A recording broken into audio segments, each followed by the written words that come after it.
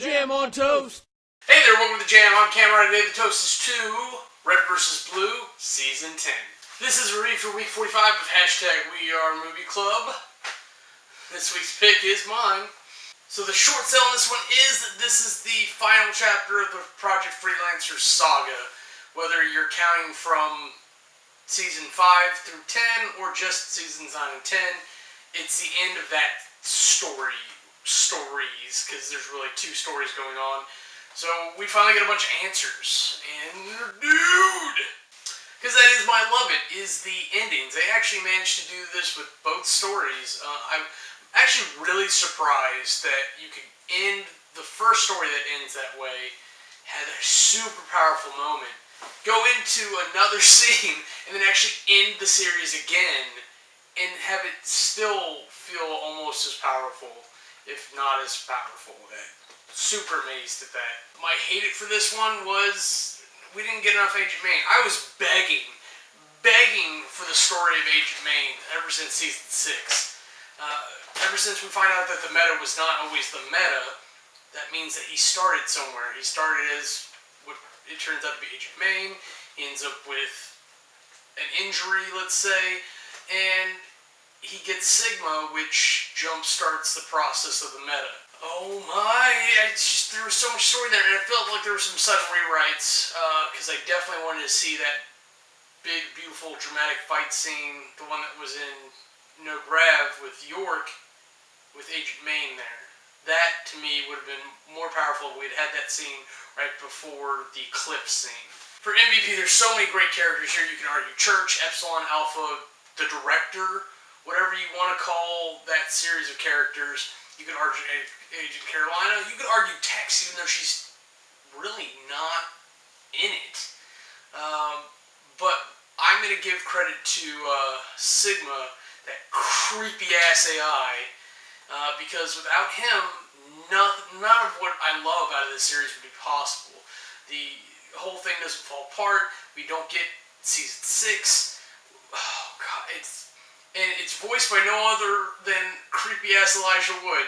So, perfect match. Way to go, Rooster Teeth, for pulling in a ringer, but hey, it's what it is. Let's get on the categories. Aesthetics.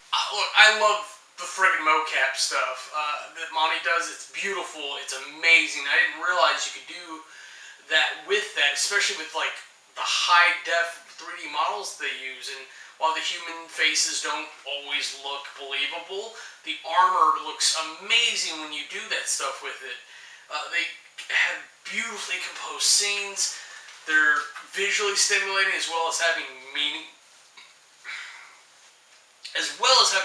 Behind them. That low grab fight between Carolina and York, there's just small things like when Carolina starts losing it in the AI or screaming right there with her. Beautiful moments where Tex is about to take her out. There's so much. Even when they're fighting the ODST guys, there's some really good stuff there, and just some genius insertions, like with the robot arm and the knives and the axes. And when Agent Florida shows up for the first time, well, not the first time, but he kind of shows up to try to save the day. Really interesting to see that come out of it. And I don't want to harp too long because I'll get worked up, but beautiful music, especially at the right times. I think that was key to making the scenes as powerful as they were. I could go on, but I won't. Aesthetics gets a 98. Character development. You could easily argue that there's more character development in Season 10 than Season 9. We have all the AIs that we're meeting for the first time. We've seen them before. We've talked to Delta a lot, but we get to see kind of his origin, how he interacts around the other AI, how he interacts in Project Freelancer, what he's actually capable of doing in the field. We see lots of stuff like that, and I'm super impressed with it. To take these non-corporeal entities and really bring life to them is difficult. And we kind of see the accumulation of everything when we get to see Church at the end, where he starts phasing and remembering things very vividly, let's say that. I thought that was fantastic, not only visually but representative of the character development he's gone through, and the way we see everything come together. I don't want to spoil anything, and I feel if I continue on like this, I will, just because it's so amazing. It really does get top shelf. Character development gets a 93. Storyline. The storyline for this is kind of the same as it was for season 9. I don't like the delivery. There's two separate stories that are related rather severely, but I really wish that I could watch them separately in chronological order. I'd much rather go back and watch season 9 Blood Gulch, Epsilon Unit really, and then season 10 at Valhalla, and then go back and watch season 9 Project Freelancer and season 10 Project Freelancer. I think that would be a much better viewing experience. But the story's amazing. The way they tie everything together is great. The Blood Gulch adventure itself is not that amazing, but Carolina definitely spices it up with her being there, and they definitely come together when they need to and put great spins on the story. And the Project Freelancer stuff is amazing, though it felt like there were some sudden rewrites and some rushes in there, and maybe that's just due to crunch production and wanting to do this or that and not having the time to animate it. There's a lot of things that go wrong when you start pulling in high capacity mocapture. Like storyline gets an 88. Compulsion. I don't care what I've said about this in the past. I don't care what I've said about it in this video. This is an amazing thing, and I would love for you or anyone, your friends, your mother, your brother, sister, dad, whatever, to watch this because it's such a great experience.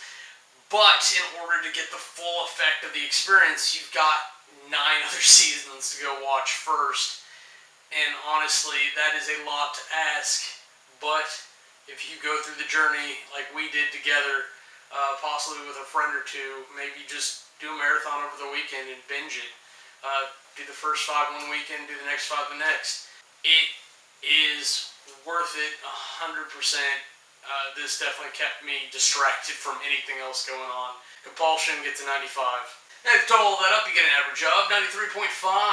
For my rep review, I've got to say thank you, Rooster Teeth, for such a wonderful journey.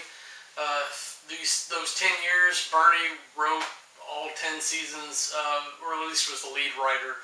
And then he's handed off to Miles, who's got season 11. I think we, as Weird Movie Club, is going to stop here. For the moment, at least. Maybe we'll come back and do 11 and 12 later after 12's released. But honestly, I would feel insincere to do 11 and 12 without getting to the end of Miles' first saga. So maybe it'll be a couple years, but I'm going to go watch it. Keep watching it. It's good stuff. Miles has definitely picked it up and ran with it. And hey, again, thank you, Rooster Teeth, for such a wonderful treat. But once again, this was a review for #WeAreMovieClub. This week's pick was mine.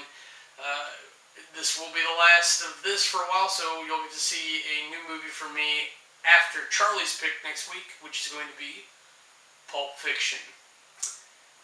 I've already done a review on this, so I'm going to end up linking that and explaining probably more in depth why I don't like the movie.